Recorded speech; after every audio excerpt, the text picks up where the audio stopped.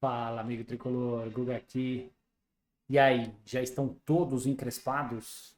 E eu já tô ficando, hein? O tricolor hoje foi ao Morumbi jogar contra o Fluminense e o que a gente viu foi um jogaço do São Paulo, né, gente? Fazia tempo que não víamos um jogo, um tamanho domínio do São Paulo, controle absoluto do início ao fim, sem nenhuma ressalva de exibição abaixo da crítica, né? Então, todos os jogadores desempenhando um bom papel, um jogo muito sólido de São Paulo que nos anima para a continuidade da temporada, né? Essa semana a gente começa a decidir as oitavas de final da Copa do Brasil contra o Atlético Paranaense. Então, esse jogo nos dá um alento de que a gente possa ter algo além do que só brigar contra o rebaixamento nessa temporada, né? O jogo começou com o São Paulo totalmente dominante, né? Então o São Paulo foi pro ataque, criou as melhores chances. No início do jogo ficou um pouco travado. O Renato Gaúcho ele repetiu ele espelhou a tática do São Paulo com 3-5-2, então meio de campo muito travado, né? Muita marcação, mas mesmo assim o São Paulo tendo uma boa movimentação, conseguindo criar jogadas e teve algumas chances para abrir o placar. E aí o São Paulo abriu o placar com uma cabeçada do Arboleda, numa jogada em que o Luciano faz um cruzamento com a perna direita. Então, aquela perna que ele não finaliza, mas ele deu um cruzamento com a direita e o Arboleda acertou uma bela cabeçada e abriu o placar. O São Paulo poderia ter feito o segundo gol ainda no primeiro tempo com um pênalti. Se foi ou não foi, é questionável. A posição não era natural, mas teve um desvio também. Mas enfim, o pênalti foi marcado. Infelizmente, o Luciano, que vinha fazendo uma boa partida, perdeu o pênalti, bateu mal. O Luciano ele já perdeu alguns pênaltis pelo São Paulo e o que liga um alerta com relação a esse fundamento, porque se a gente olhar os últimos pênaltis, só o André Silva marcou gol. O Caleri perdeu pênalti, o Lucas perdeu pênalti, o Luciano perdeu pênalti. Então é um fundamento que precisa ser melhor trabalhado. A gente precisa arranjar um batedor, alguém de confiança que a gente possa ter a certeza de que a maior probabilidade é que seja feito um gol quando a gente tiver um penal. Né? A gente já desde o ano passado vem perdendo alguns penais importantes. O primeiro tempo acabou com um domínio completo do São Paulo. E aí no segundo tempo o Renato Gaúcho ele desfez o esquema de três zagueiros, mudou lá para um 4-4-2, improvisou o lateral direito na esquerda.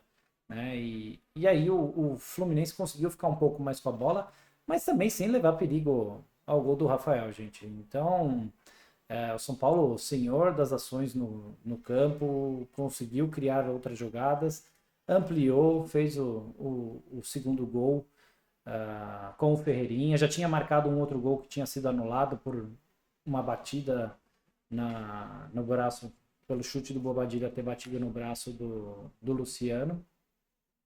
E aí o Ferreirinha fez o gol, um lance muito ajustado. Até agora o VAR não mostrou a imagem de que o Ferreirinha não estava à frente, mas também não vou ficar questionando, né, gente?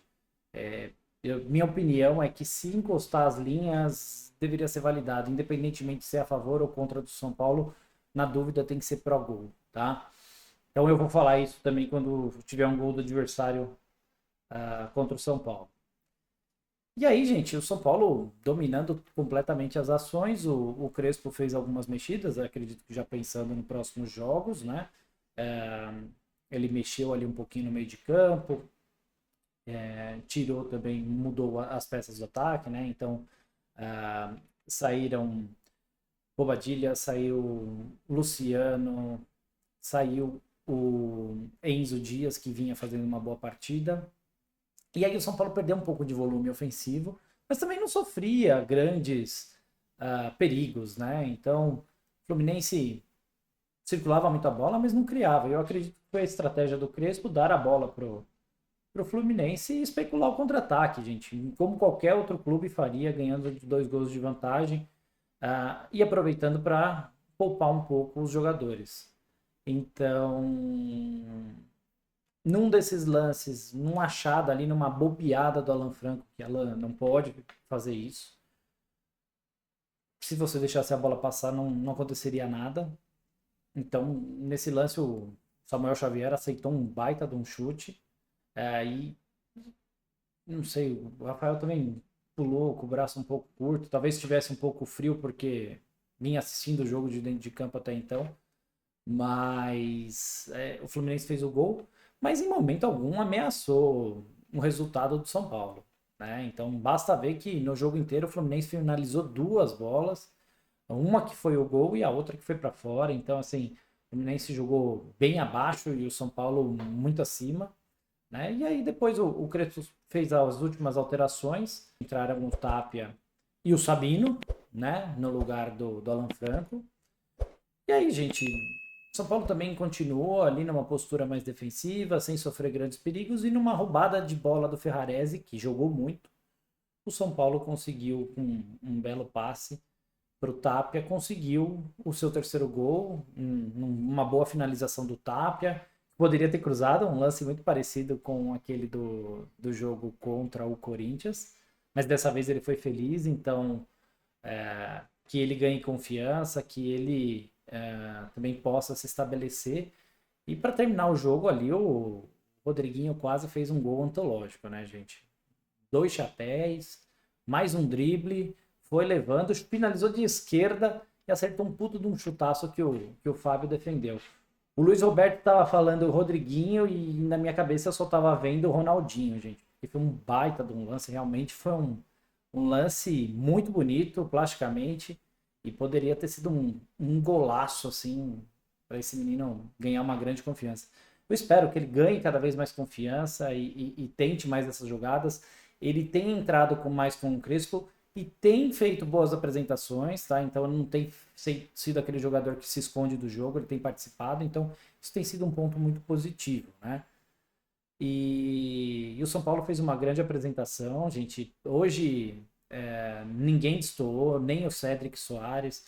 Ele peca no ataque, mas na defesa foi muito sólido, então ninguém destoou. A defesa toda nota 10, o Enzo Dias nota 10, o Cédric vai ficar com 9 para não destoar e pela felicidade do jogo.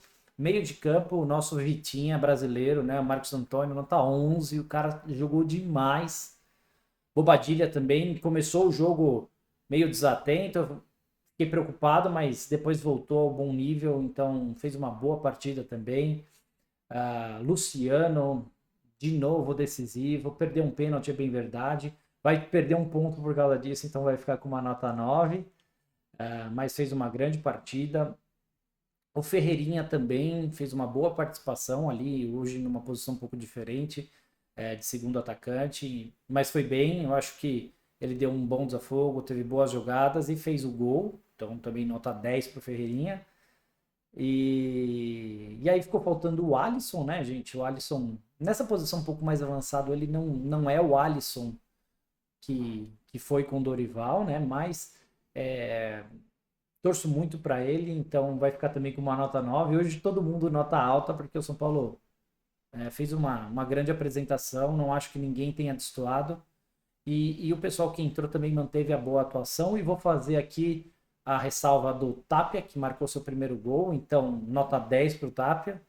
E do Rodriguinho, vai levar uma nota 10 pela grande jogada. E eu espero que ele consiga ganhar cada vez mais confiança e ajude, né? É uma posição de meio de campo, é uma posição que o São Paulo tem mais escassez, né? Não tem reposição, então de fato esse menino poderia ajudar muito se ele conseguir ganhar confiança. Isso se o Casares já não botar o lance dele num DVD e já oferecer para algum clube lá da Arábia por 2 balas Juquinha e uma rapadura, né, gente? Vamos ver também o que o blogueirinho vai fazer, né? Mas realmente um jogo muito sólido, deixou uma impressão ótima do São Paulo do Crespo. O Crespo, que em 5 partidas já somou 10 pontos, o Beldia ele vinha já 12 partidas, só tinha somado 12, então o Crespo com mais 2 empates ou mais uma vitória, ele já supera o desempenho do Beldia até então, com metade dos jogos praticamente, então Crespo de fato mudou a situação do São Paulo, né? O São Paulo vive um novo momento, com mais confiança. Esperamos que tenha sido uma virada de chave definitiva, principalmente pensando que agora a gente vai começar a decidir as Copas, né?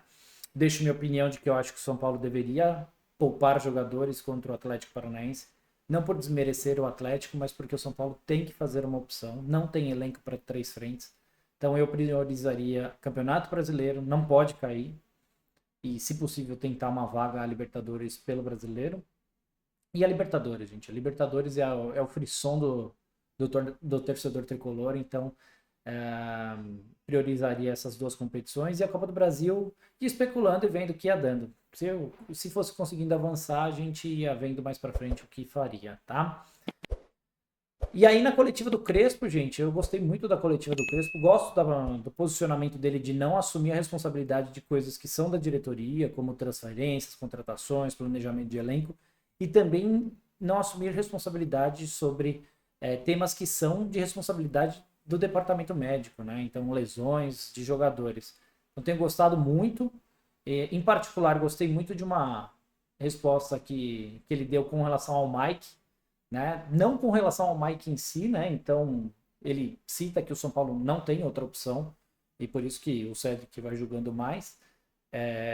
Mas ele, numa das respostas, ele fala que, se perguntado se o São Paulo pouparia contra o Atlético Paranaense, ele falou: vamos ver quem que vai estar habilitado para o jogo, mas força máxima, sempre força máxima, né? Então, acho que isso mostra muito da vontade de vencer que o Crespo tem, né? Eu acredito que ele deve fazer como hoje, trocar, mesclar 2 ou 3 jogadores para também dar minutos de descanso para alguns jogadores, né? Então, hoje o André Silva entrou ali alguns minutos só. Então, o Crespo tem adotado uma postura muito, muito séria e, e muito focada em resolver a situação do São Paulo no brasileiro. E de fato, gente, desde que ele chegou, o São Paulo já somou 10 pontos e mudou, né? Então, até ontem à noite estava em 8º lugar. É lógico, tem 2 jogos a mais do que muita gente que está atrás. Mas se a gente olhar há 3 rodadas atrás, a gente estava na beirinha para entrar na zona de rebaixamento. Então, um excelente início de trabalho do Crespo. A gente só precisa ter cautela, porque ontem eu já vi gente falando de buscar o título do Brasileiro, que vai ser campeão da Libertadores, que vai ser campeão da Copa do Brasil. Gente, é o mesmo time, é o mesmo elenco curto. O time é bom, mas o elenco é curto. Então, o São Paulo tem que priorizar alguma coisa. No Brasileiro, tentar uma vaga ali no G8 para conseguir uma vaga para Libertadores.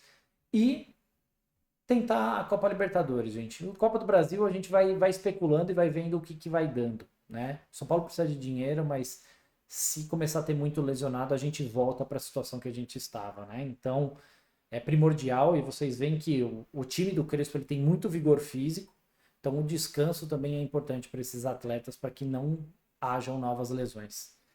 Tá certo, galera? E me fala aí, gente, você já tá encrespado mesmo ou ainda tá receoso com o trabalho do Crespo? Você acha que o Zubeldia deveria estar ainda no São Paulo? Então já deixei nos comentários. Um grande abraço, fiquem com Deus e até o próximo vídeo.